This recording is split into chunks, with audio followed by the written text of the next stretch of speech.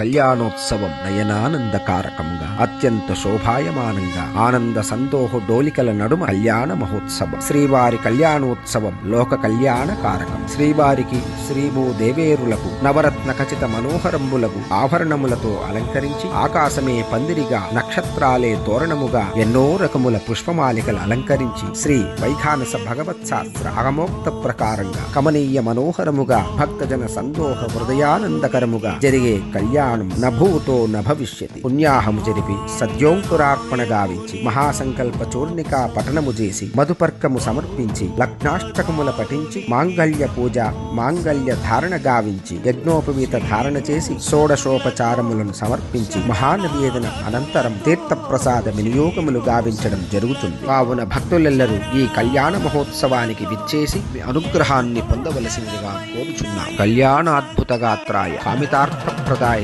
Shri Khatri నృసింహాయ నారసింహాయ Mangalam.